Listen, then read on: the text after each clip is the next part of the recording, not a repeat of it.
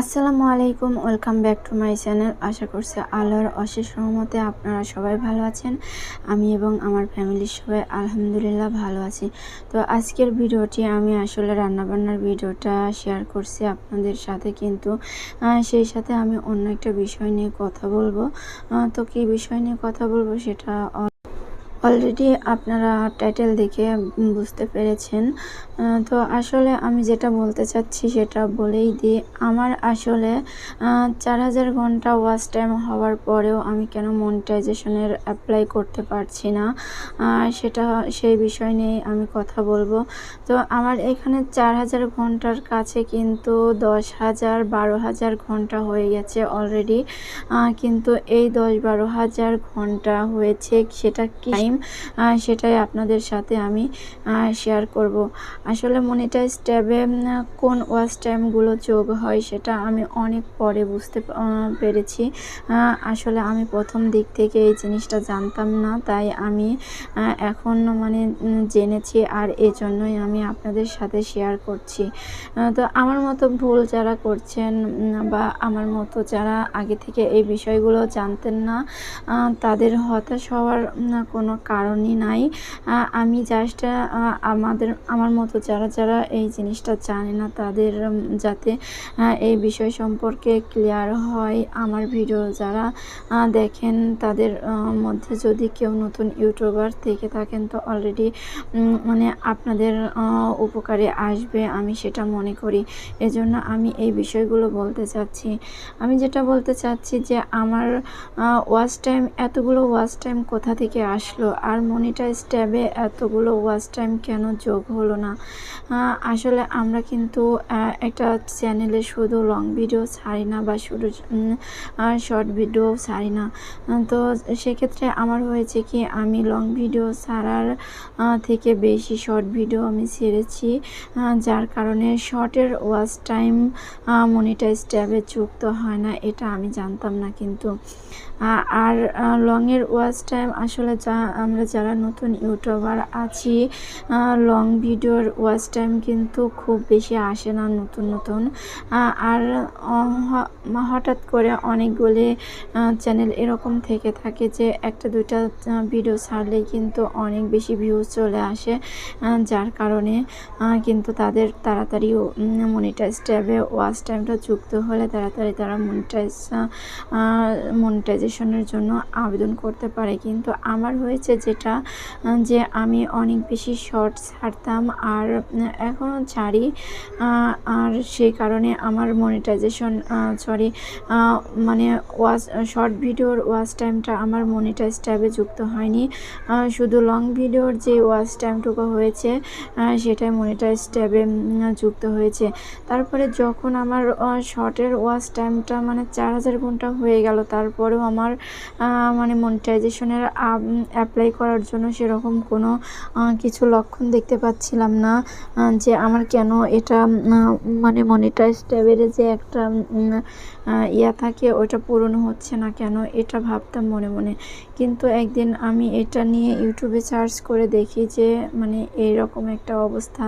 তখন আমি অনেকটা ভেঙে পড়েছিলাম যে এটা কেমন কথা হলো। আমার 1 বছর চ্যানেলের বয়স হয়ে গিয়েছে অলরেডি, কিন্তু আমি এখন আবেদন করব অনেকটা আশা নিয়ে আছি। কিন্তু এই মুহূর্তে এই জিনিসটা আমি বুঝতে পারলাম, তখন আমি অনেক বেশি আসলে হতাশ হয়ে যাই। কিন্তু আসলে হতাশ হওয়ার কোনো কারণ নাই।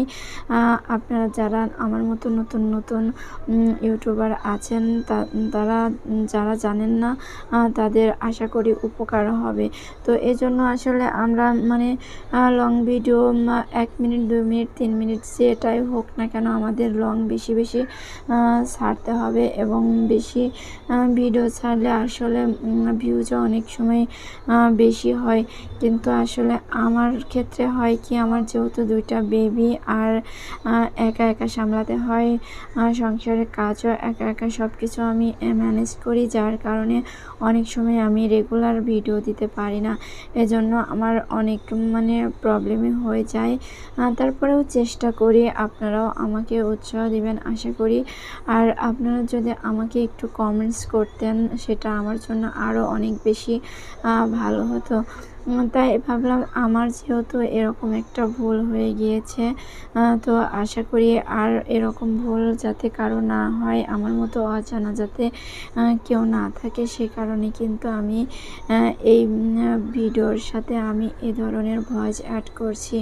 আর আমি তো আপনারা যারা আমার ভিডিও দেখেন, আমি তো দেখিনি যে আমি কখনো ক্যামেরার সামনে ওরকম আসি নাই। হয়তো এর আগে দু একবার দেখা গিয়েছে, তাও আমার বোরখা পরে। আমি কিন্তু ওইভাবে খোলামেলা অবস্থায় কখনোই ক্যামেরায় আসবো না।